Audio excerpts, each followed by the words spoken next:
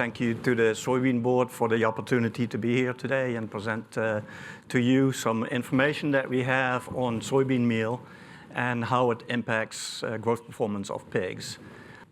I want to thank Brooke Anderson for her work that she did. This is based on her master's project. And so you have already heard a lot about soybean meal today. So obviously it's a high quality protein source providing essential and non-essential amino acids to the pig, highly digestible and palatable, used for decades in pig production at high levels. You also heard about net energy values that we expect soybean meal to be higher in net energy than what NRC has recommended. And so that gives another value proposition to soybean meal that actually increases the value of the soybean meal as we also heard about.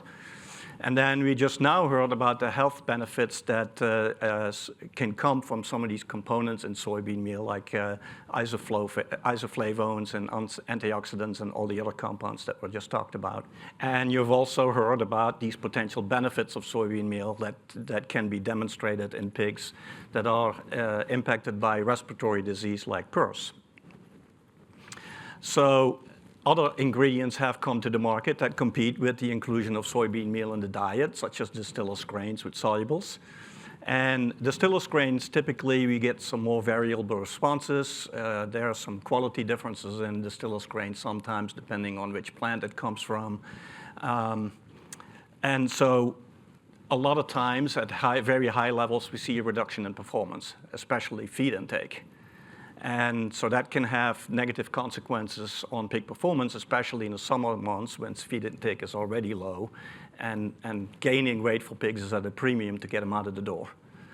And then the other event that has happened over the last decade or two is the inclusion of crystalline amino acids. So we started with lysine. You could put about 3 pounds per ton in the diet. And then we got methionine and threonine.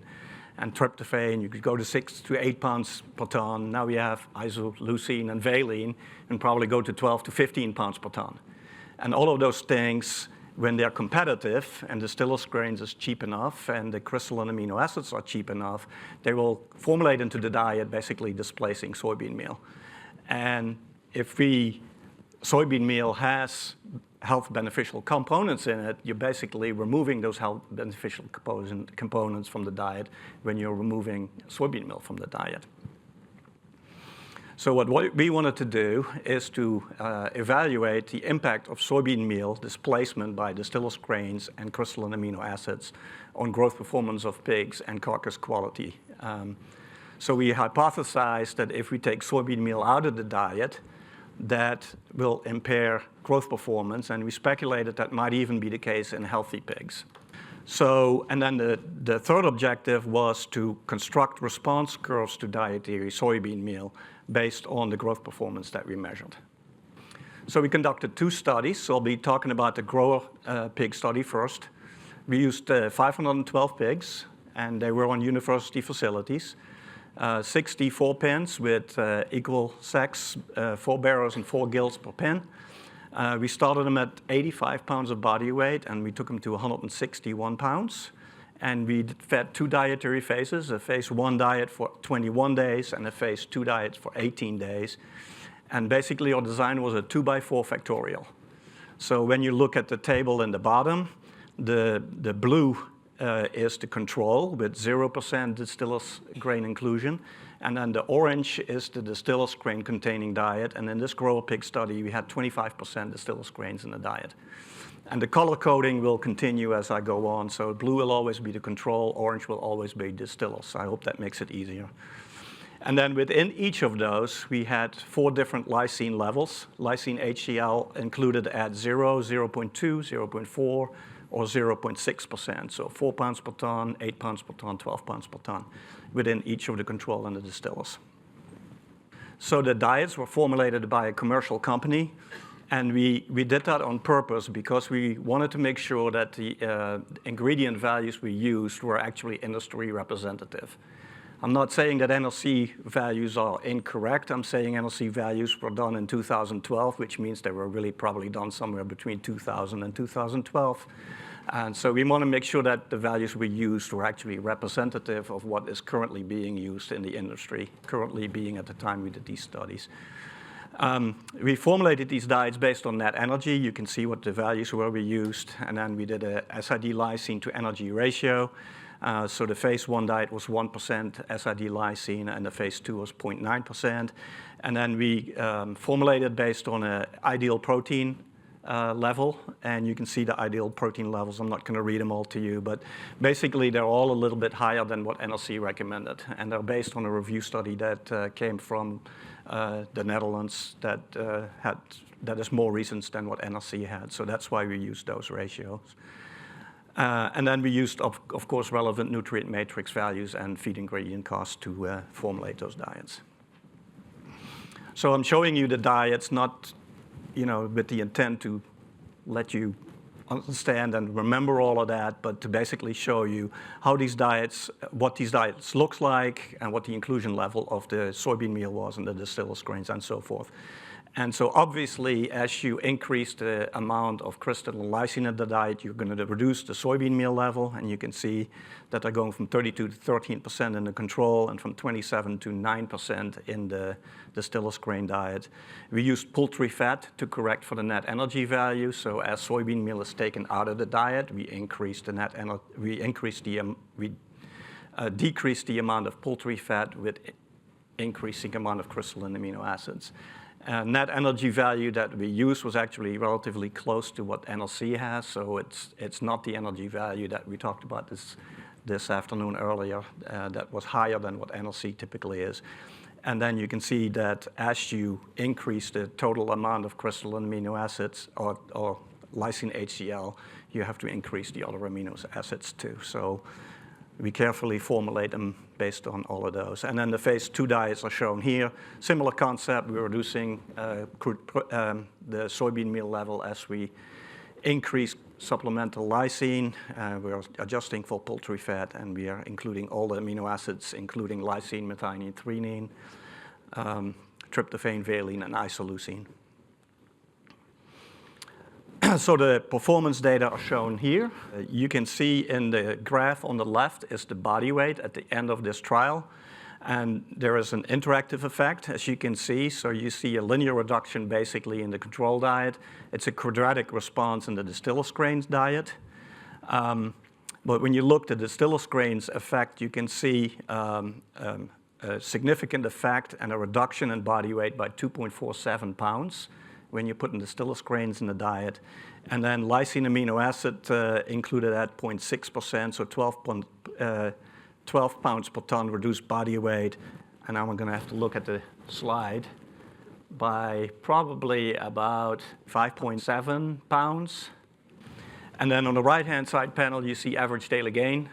Basically, average daily gain is reflecting the same pattern as body weight, as you might expect. So this slide shows feed intake and feed efficiency.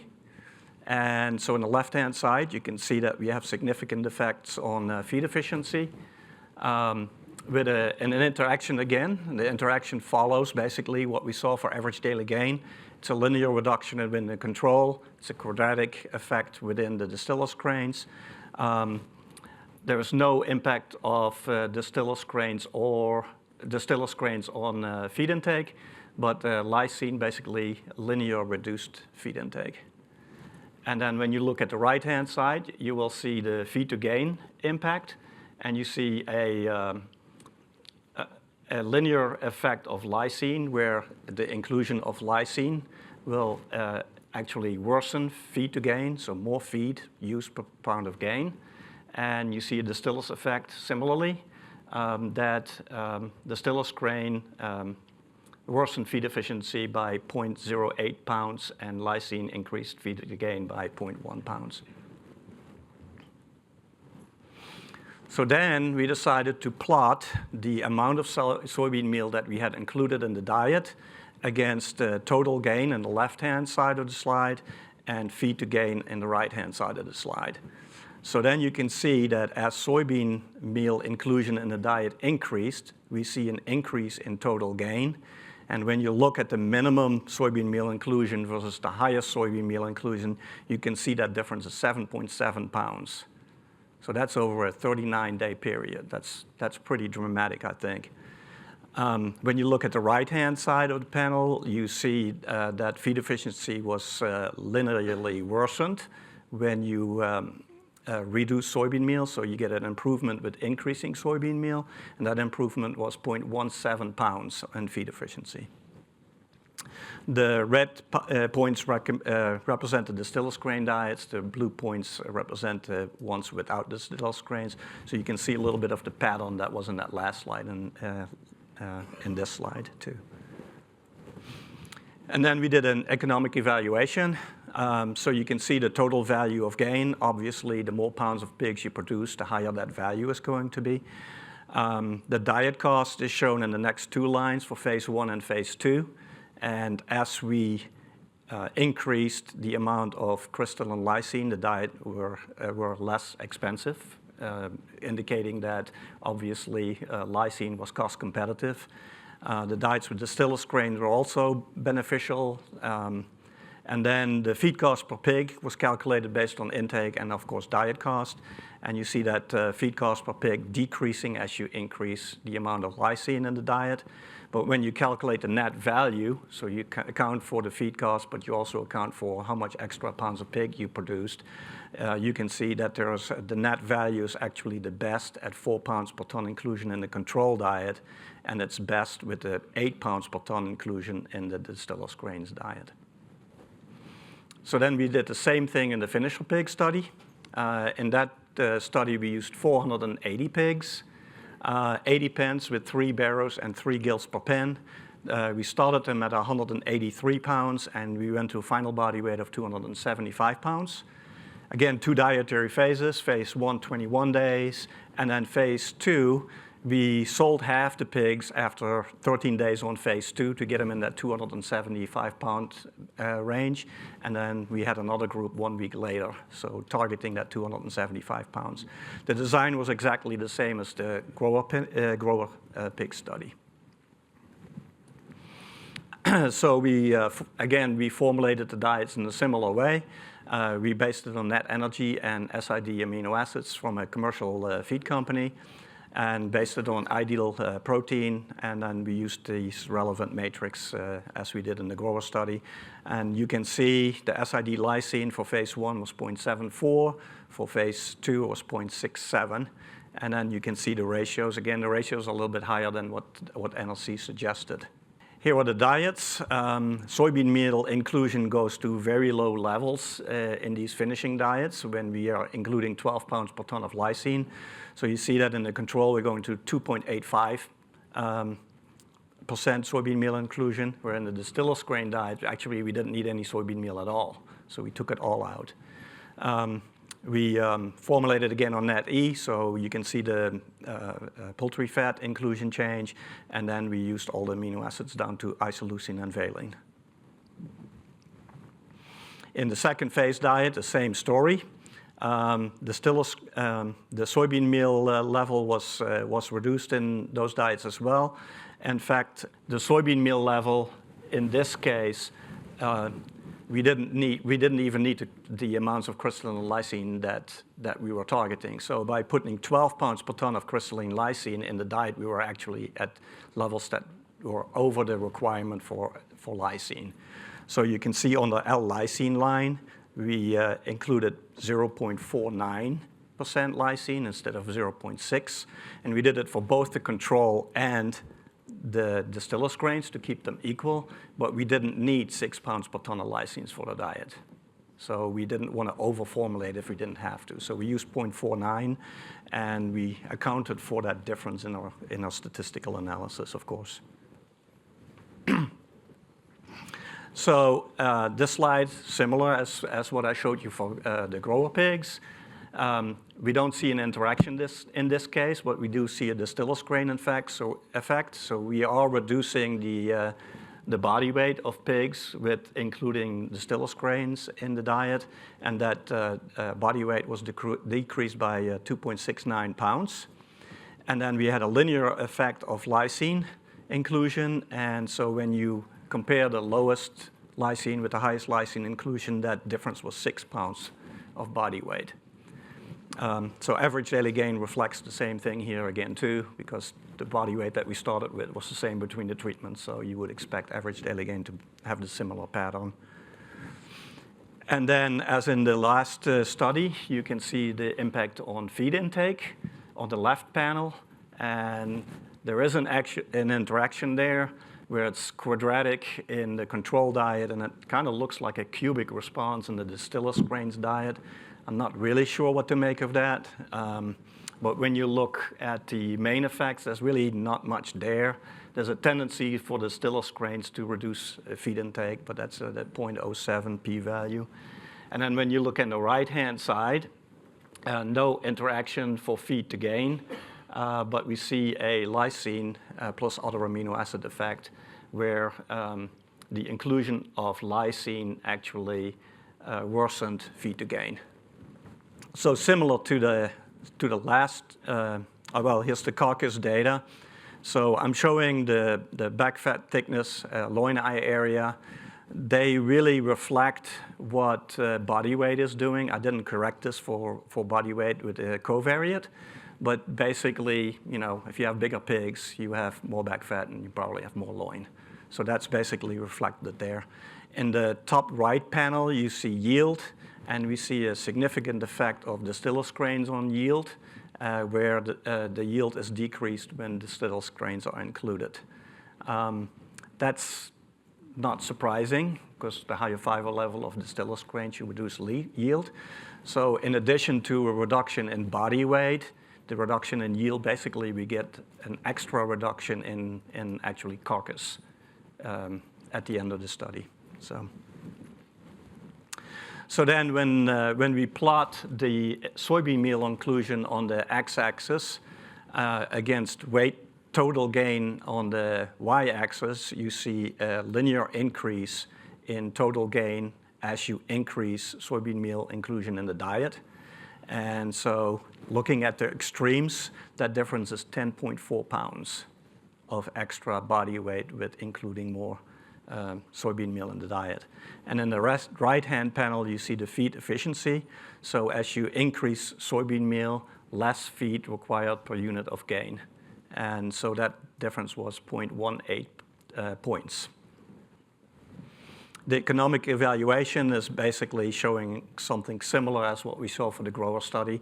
Your diets become cheaper as you increase lysine and other amino acids. Your feed cost per pigs becomes cheaper as you increase lysine in the diet. But ultimately, the net value, where you account for the benefit you get from body weight gain and feed efficiency, you'll see that the best response from net value is at 4 pounds per ton for the control diet, similar to what we saw in the grower pig study.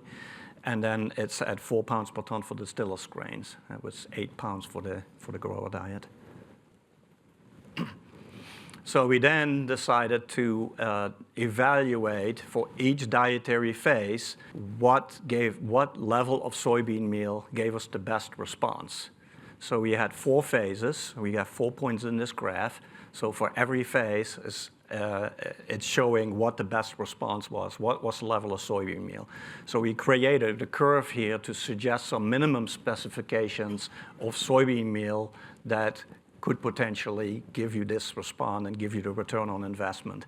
And so if you look at this graph, at about 100 pounds of pig body weight, the ideal level of soybean meal in that diet was 640 pounds. And if you look all the way on the right, the heaviest side of the pigs, at 255 pounds, the inclusion of 280 pounds per ton of soybean meal gave us the best response. And in these curves, we based that best response on gain and feed efficiency, counting gain as 80% of the equation and feed efficiency as 20% of the equation. So in conclusion, We were very careful to formulate the diets the best we could based on net energy and standardized ileal digestible amino acid specifications for each growth phase. You saw that in the growing pigs, we had a displacement of soybean meal from 31 to 6%, and we saw a compromised gain by over 7 pounds and a worsening of feed efficiency by 0.17 units. Or the other way around, by increasing the soybean meal in the diet, we increased the gain by 7 pounds and improved feed efficiency. And the finishing pig diets, we had a benefit of 10 pounds when we increased soybean meal to 21%, and the feed gain ratio improved by 1.8 units. So then, as you saw, we proposed a minimum soybean meal specification throughout the growth cycle for the finishing pigs to maximize profitability, which is especially important in the summer when time is fixed and you have to get these pigs in market, and they're not going to grow as well in the summer to begin with. And so time is of essence there, and so if you can get any extra performance in there, it becomes much more valuable. So we hypothesized, and based on some of the information that we have seen before, that some of these biological functional components play a role in the improvements of growth even in these healthy pig populations. We cannot rule out some of these other items that I have listed here. I mean, we actually had higher ratios than what was suggested, but you can never be certain that we're 100% certain that there wasn't a role there of some of these ratios. It is possible that some of these non-essential amino acids may have been conditionally essential. If that is the case, then soybean meal would overcome that deficiency, but we can't rule out that that might have been an effect. And so there's probably some follow-up needed, especially in commercial conditions, how this would work in commercial conditions. So the take-home message is that a minimum soybean meal inclusion curve is proposed. So to improve the gain and feed efficiency of pigs, and that can be formulated for then in commercial formulation. But again, this needs to be validated, especially in commercial conditions, and probably also under different seasonalities. So with that, thank you all for your attention.